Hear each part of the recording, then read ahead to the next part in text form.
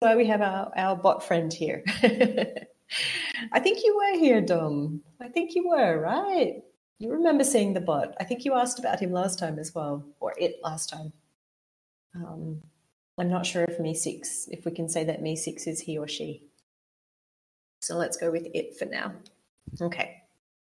So the article that we're going to be having a look at today is about plants, which I thought is a topic we haven't talked about in a while. We probably have talked about it sometime at the past, but we haven't talked about plants so recently. And I thought this article was interesting because it's kind of giving us like very clearly 8 different ways that they can kind of help improve our houses in some way. So hopefully it'll be interesting. Hopefully we'll have some new vocabulary here and some interesting things to talk about on Wednesday as well. Actually, I'm a little bit worried with some of the names of some of the plants that they talk about. That might be the the most difficult part, but let's see how they go. I don't know if Me6 would say is our best friend. Let's say they're a helpful assistant. That might be the best way to put it. Okay, so let's get started. Let's see who our first reader is for today. Dom, would you like to start today? Sure, let me start. Okay, from tiny, do I start here? From tiny terrariums You can to even start from tiger the title if you want. Sorry? You Okay. can start from the title. 8 ways indoor plants can improve your home. From tiny terrariums to tiger print statements, houseplants can enhance any interior. Dominic Getiens asks plant influencers for their top tips and tricks. In homes across the world, particularly in millennial and Gen Z households, a trend for houseplants is flourishing. Gone are the days when solitary yucca plant or kencha palm occupied a corner of a living room. Now a profusion of plants and a much bigger variety of species from fill homes to luxuriant and exotic effect. From the classic Monstera delucia, commonly known as the Swiss cheese plant, to the sinister-sounding but decorative Neoregelia Hannibal Lecter, with its dramatic auburn chin on green tiger print pattern and prickle leaves. Houseplants are assuming as much importance as pieces of furniture in a room, and today's plant propagators are not only increasing horticulturally savvy but also know how best to pot plants and maintain them to ensure they thrive. That's all. Thank you. Thank you. Oh, I Hard. think you got to do the first part there. That's hard. Lots of names of plants in this part. Let's see what questions people have here. I don't know if anybody recognizes the names of any of these plants. I think you would probably recognize them if you saw a picture of them, but maybe the name isn't so common. What questions or comments do you have in this part?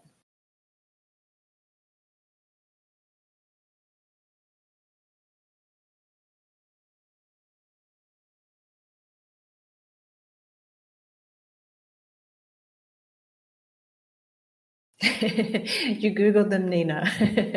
Were they easier once you saw the pictures?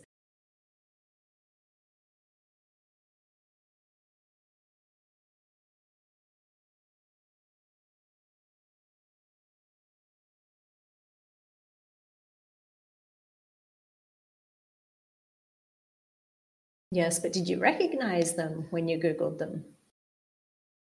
Okay, let's have a look at this word here.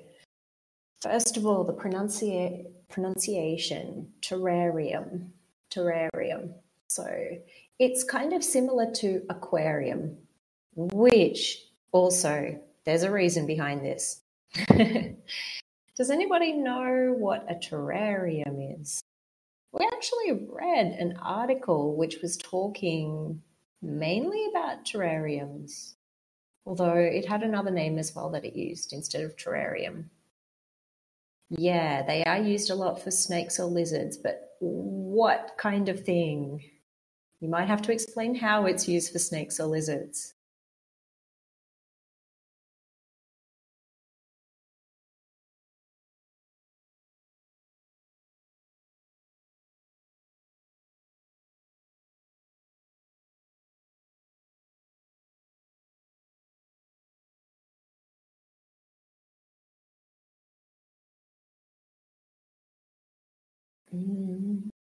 Terrariums aren't about roots. I'm not sure if that's another question or...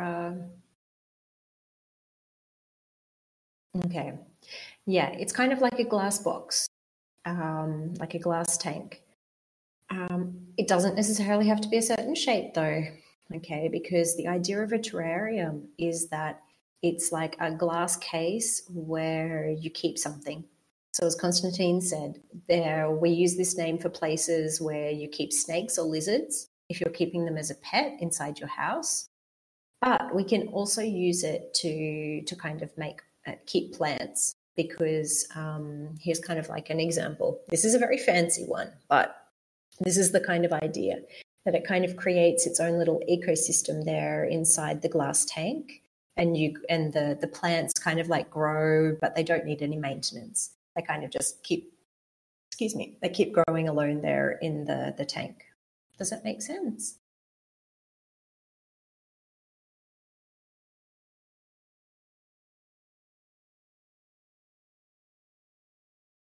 Okay, fantastic. I haven't heard about grow box, no. Is it a similar type of idea?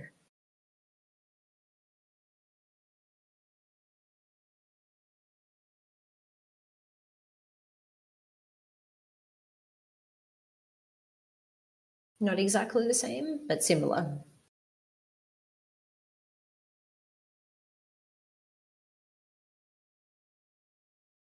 Okay. Let's go. There was another question here about statement. Okay. Okay. So more for like vegetables, things like that, things that you can eat, maybe herbs probably as well, I guess. Okay. Interesting. You'll have to tell us more on Wednesday about this, Constantine. I'm interested to know more. Let's have a look at the idea of a statement then. So, yes, a statement can be a sentence, but it also has another meaning. Does anyone else know how else we can use statement or what it can mean in a different situation?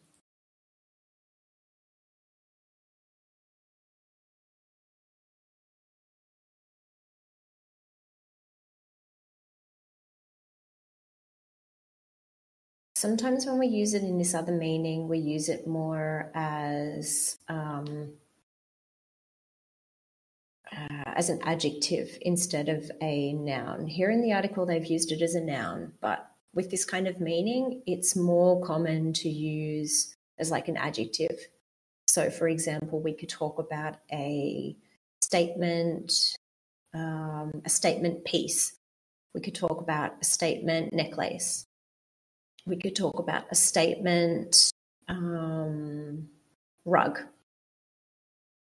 When we use a statement like this, we're usually saying something that kind of stands out. So think about it as something that makes a statement, something that expresses some kind of really strong idea or strong opinion. Because even when we use statement for a sentence, usually we talk about a statement being like a very strong kind of announcement or strong sentence expressing something. So expressing your opinion or expressing an idea. So this same meaning is kind of used here as well. So when they talk about the plants being like statements, what they mean is that the plant is kind of saying something very strong. It's kind of like expressing an idea, or it's kind of standing out in some way.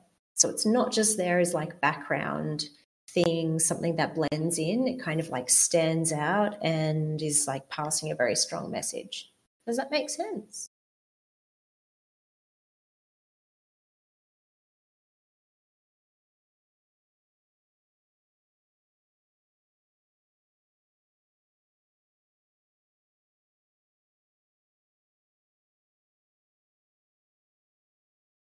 Okay.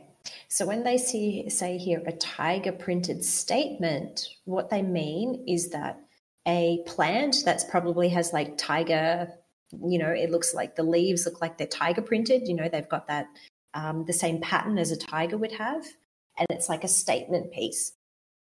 So this plant is kind of a very, like, think of it as a very loud kind of visually, a very loud item that you would have inside your house.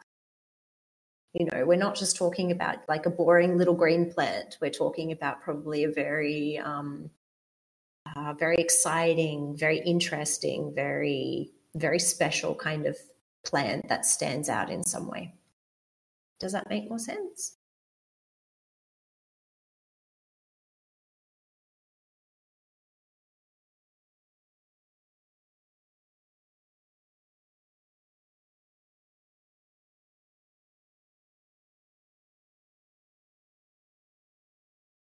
Exactly. So the leaves are colored or kind of like striped like a tiger would be. Exactly.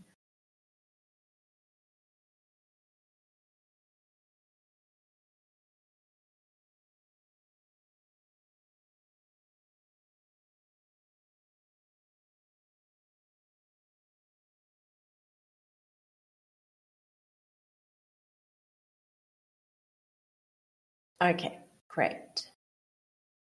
Actually, if you have a look at the name of this plant and you have a look at some of the examples, um, it might make a little bit more sense as well. Like sometimes the leaves can look something like this. Let's see, hopefully this works. Or where was that other picture that I saw?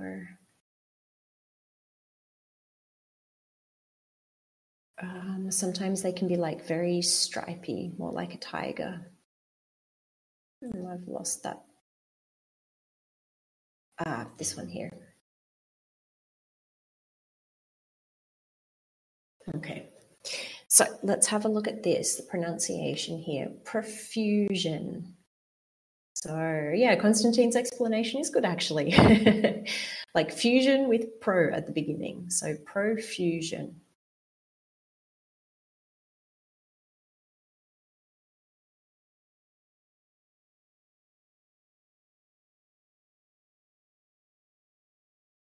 Profusion. Any other questions in this part?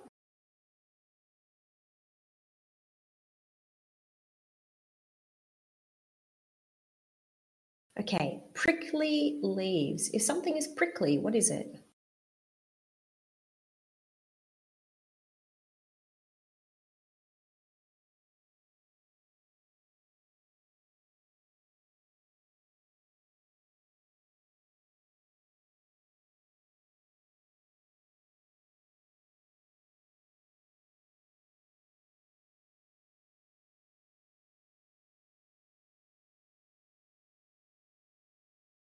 Yeah, with sharp points. Exactly.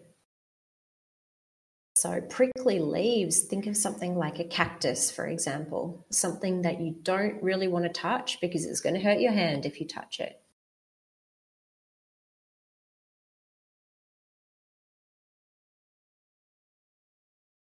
Actually, you can even see, it's a little bit hard to see in this picture, but if you have a look at that first picture, the one that's kind of like red and yellowy, I guess, you can kind of see that there's some spikes along the edges. We would also call them prickles. So those little sharp points would make something prickly.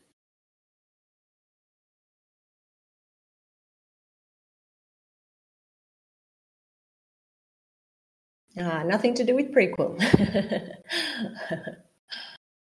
Okay. Any other questions here before we keep reading?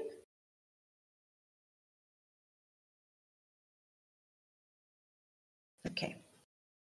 Let's keep going then. Let's see who's next. Oh, Nina, would you like to read? Yes, thank you. The Crazy Hearts back to 1970s homes, the revival of the retro macrame hanging plant holder is a bit of a giveaway. The 70s loved Victoriana, and the houseplant boom is throwback to that era as well. And the widespread environmentalist adoption of biophilic design and architecture, which highlights greenery, water, fresh air and natural materials and forms in interiors is fueling this phenomenon. Social media is boosting the boom, with people who love plants sharing pictures of them everywhere, says Hilton Carter, US-based plant influencer, a horticultural influencer, and author of new book, Living Wild.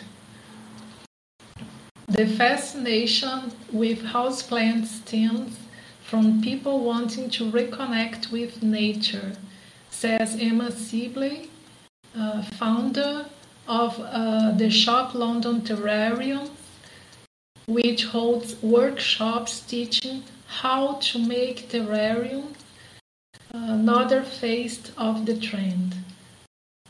Throughout lockdowns, people were glued to their screens while working from home, unable to be in nature. Thank you. Thank you. Okay, let's take a look at this part here. Questions, comments?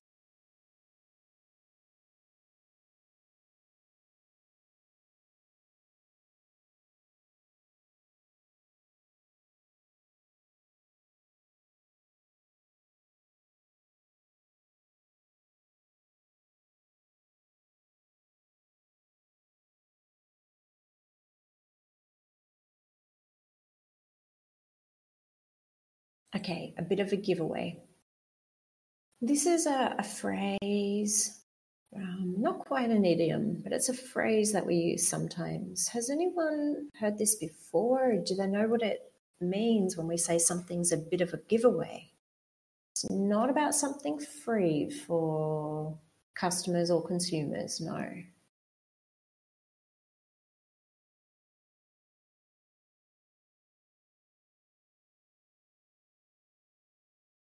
It's not about a wedding either. Do you know what it means, Constantine?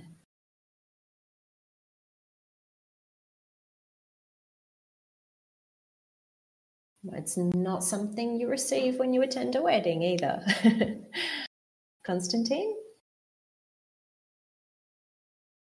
I'm not sure I am right, but I heard it in Instagram and that you participate some challenge or maybe some competition, and the prize you win, and the things you have a lot of a few things you can win. So this kind of competition called their giveaway.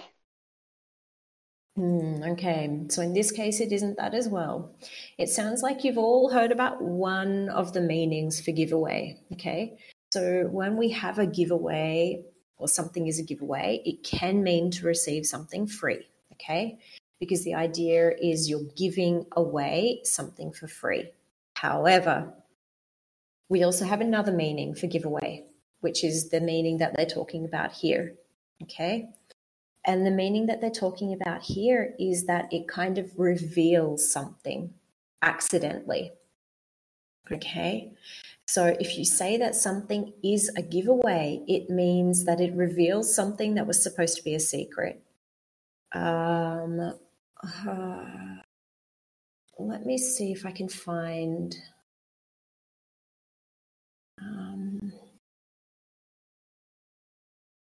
For example, have you ever received a present that was kind of wrapped up, but because of the shape of the present, it was really, really obvious what the present was? We would say that it was a bit of a giveaway, that the wrapping was a giveaway because it gave away or it revealed whatever was inside the package. You didn't actually have to open it up to know what was actually inside it.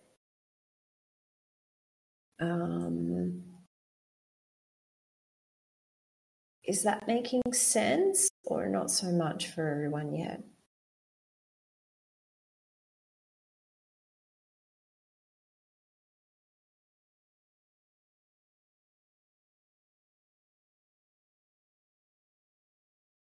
Exactly, like a bicycle packed in paper. I'm trying to see if I can find like a picture or something that would make it obvious.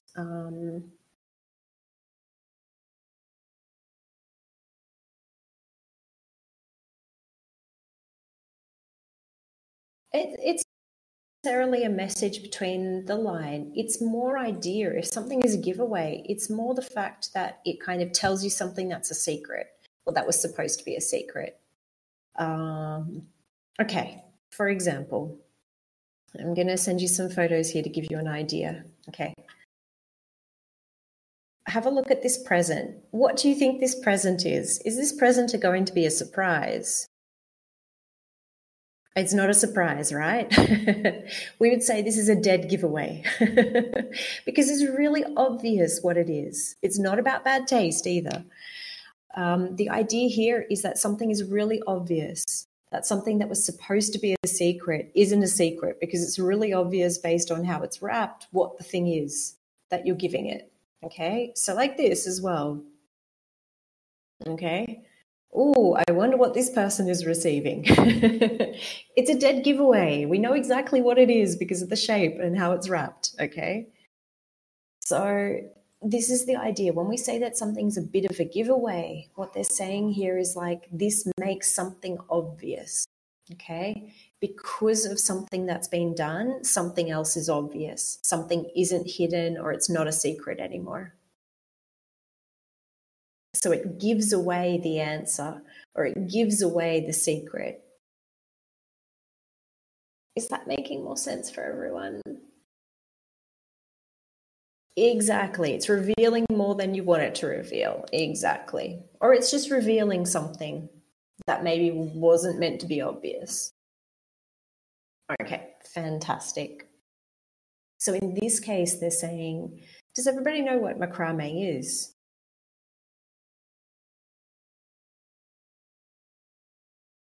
Maybe this is a good question. If I say macrame, do you know what it is? Do you know what it looks like?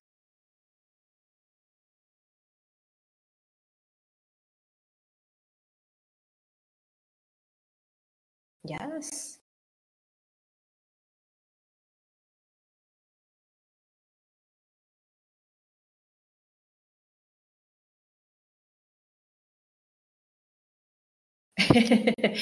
You're allowed to Google if you want to.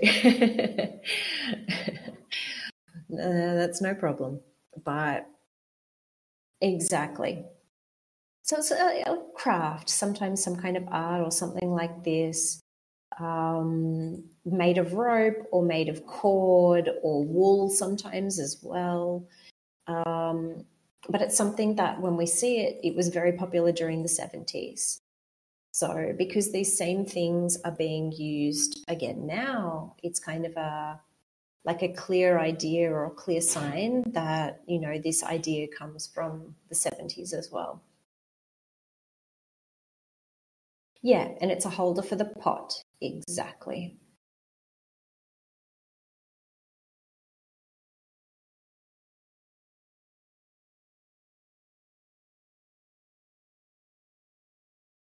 Okay. If we have a look on this phrase here, remember the 70s, we're talking about the decade. So we're saying the decade or the people in the 70s loved Victoriana. Does anyone know what Victoriana is? What is it referring to? What does the name Victoria remind you all of? Victorian style, exactly. One of the former queens, exactly. So what they're saying here is that people in the 70s really liked this kind of Victorian style. And in that Victorian style, they also liked plants.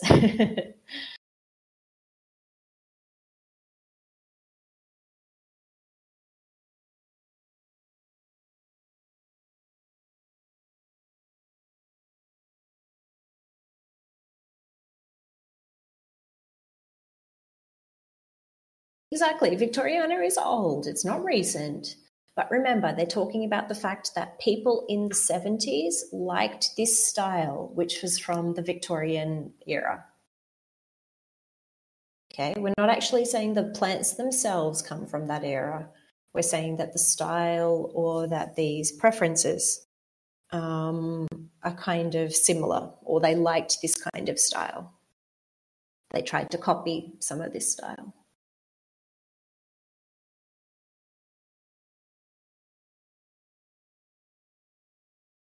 The relation with the 70s is that people who lived in the 70s liked the style from the Victorian era.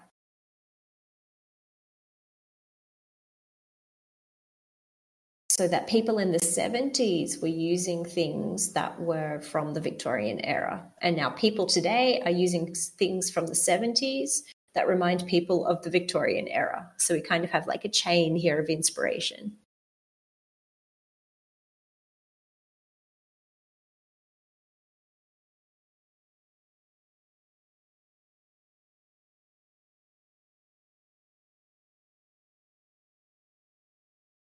It does. Fashion tends to go in cycles. Everything comes back into fashion after a while. If you wait long enough, everything's fashionable again.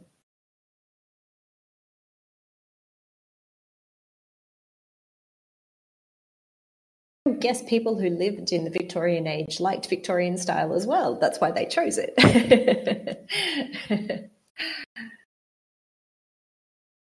Okay. Are there any other questions here before we keep going? Are there any questions I missed?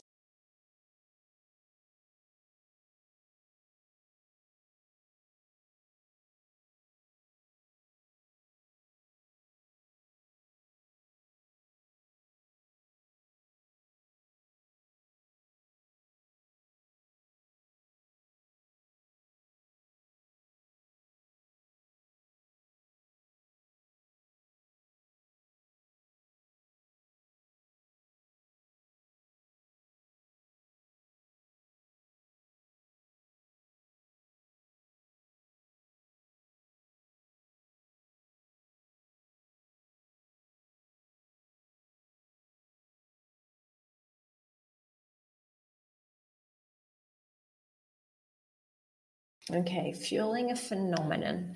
Fueling a phenomenon wouldn't be the same as constituting, because fueling has this idea of kind of feeding something so that it will grow. Think about what fuel does to a car. You put fuel in a car so that the car will run, right? So that the car can continue doing what it's supposed to do. The same idea here is with fueling. Fueling a phenomenon, you're kind of feeding something or giving something to this phenomenon so that it continues, so that it keeps growing, keeps working, keeps operating in a way.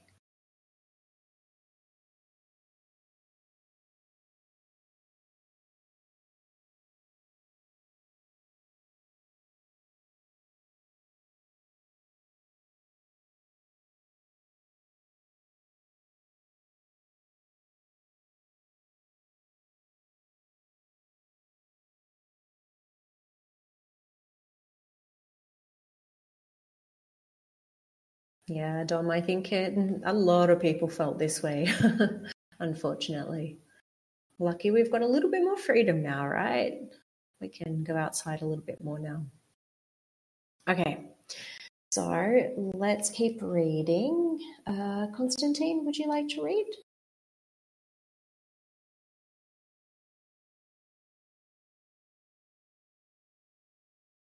Yes, thank you so much.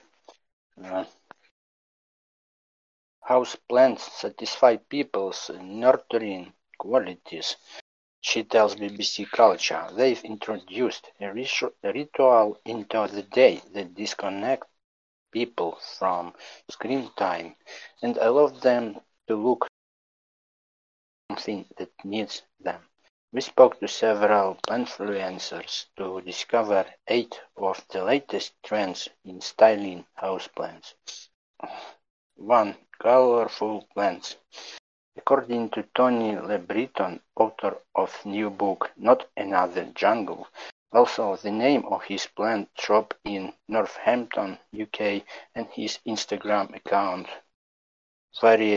variegated plants with leaves of 2 or more colors, were one of the biggest trends now, available in an ever-expanding selection of colors and patterns. This can be teamed with practically any room's color scheme, just as tulips were bred in the Netherlands in the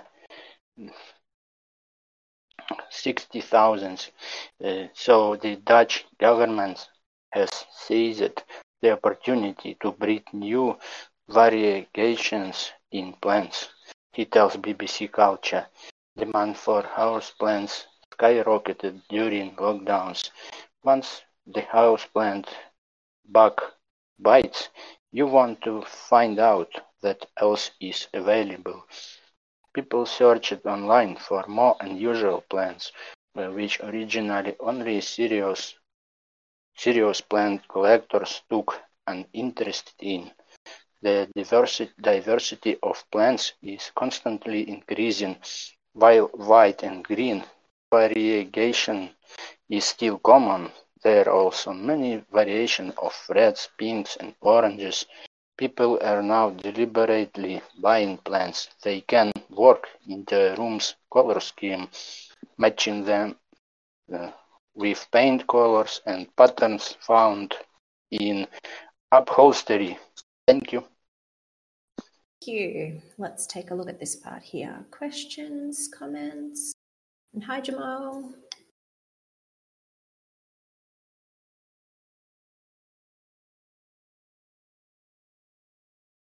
I'll send you a message here. No problem. Better late than never. I'll send you a message here so that you know what the next part is that we will read. Okay, and let's have a look at this word here, upholstery. What is upholstery?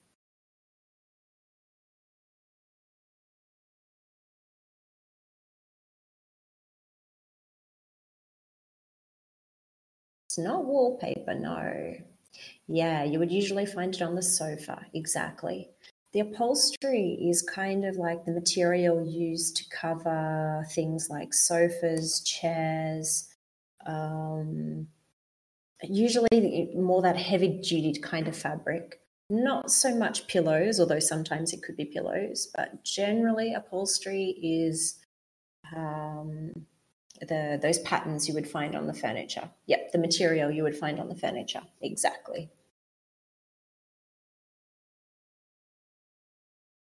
Okay. Any other questions here?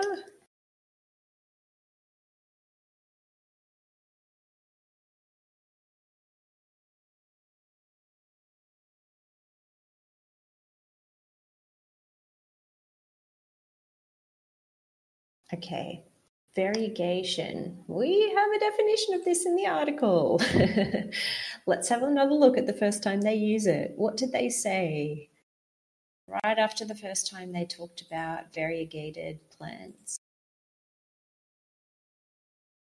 It's difficult to pronounce correctly. This is why I pronounce it quickly. So, variegation. It's kind of almost like two vowel sounds there in the middle where we have that I and the E. Variegation. It's not quite this. It's not really the same sound as variety, because there we've got like a rye sound. Here we have very, so it's more like a re sound instead of vari. So variegation and variety. Can you hear that the sound is a little bit different there in the middle?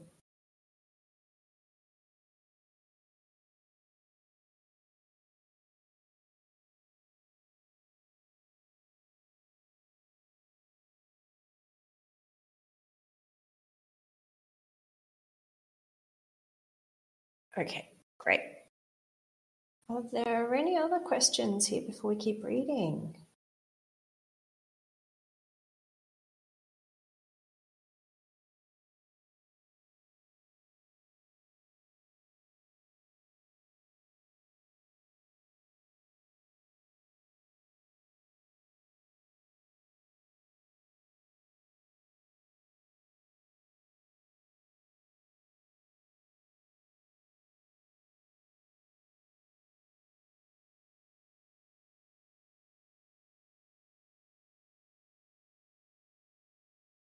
Yes, no.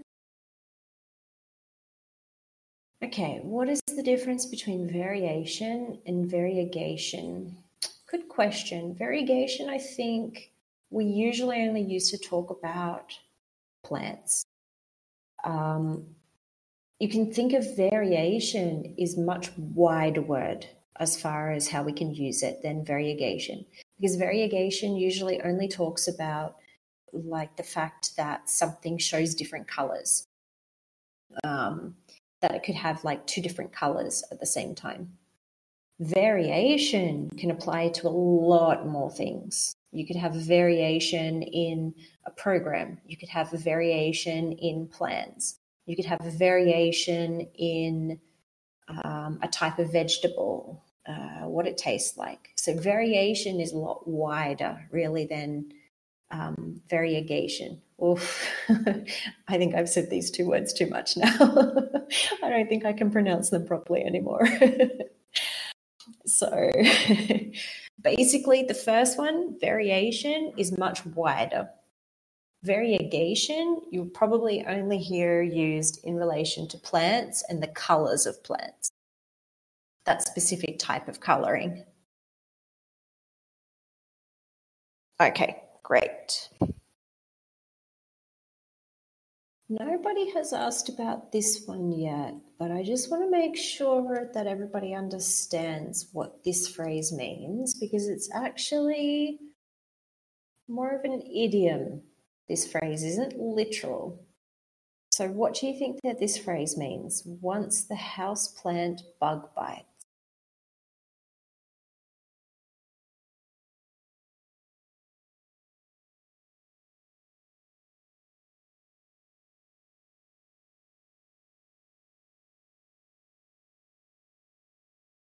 It's an idiom. Yeah, we're not talking about real bugs here. They're having a little bit of fun with something, with the words here.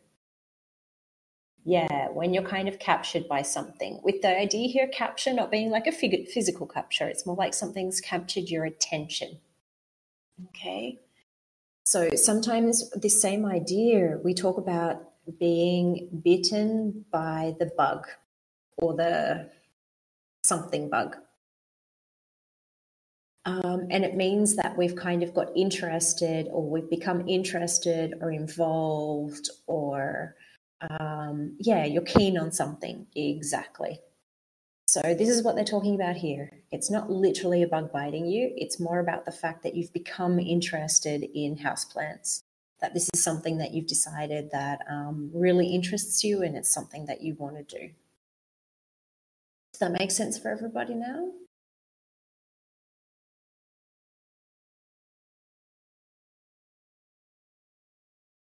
This is why I wanted to double check, because it would maybe make sense if we thought about it literally, but it is actually an idiom here.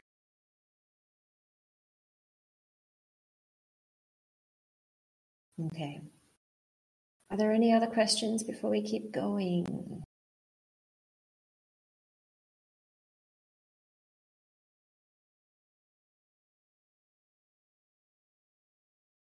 Yes, and actually, Constantine, make sure here that we've got 1600s, not the 16,000s. 16,000s is far, far, far away in the future still.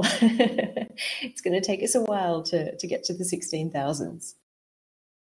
1600s are in the past, though.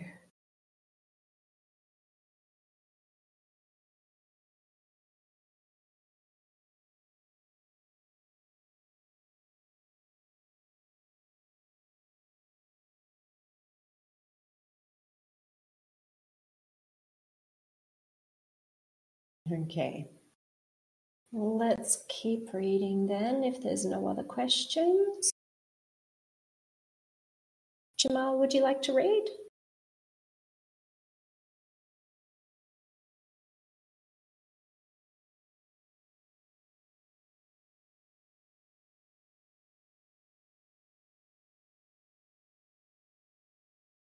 Jamal, are you with us? Okay, go ahead.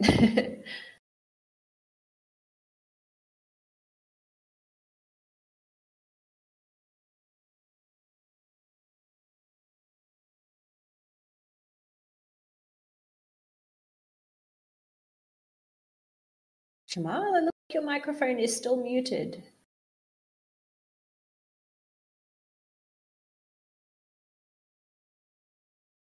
Oh. Okay. Jamal, did you want to try again? It looks like your microphone is muted though. You need to unmute.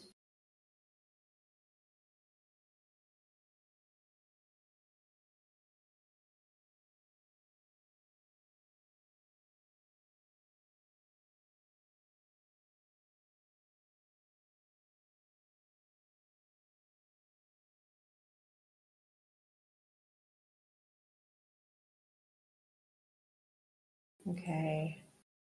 Jamal, you might have to write me a message to let me know what's going on, but it looks like you haven't unmuted your microphone on Discord.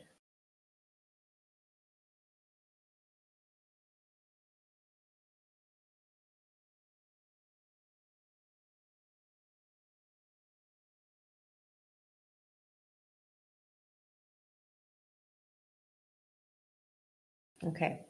Let's move to someone else then, and we'll try to figure out what's happening, what's going on. So do I have another volunteer to read? Who would like to read again?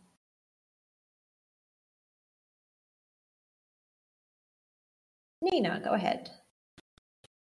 Okay.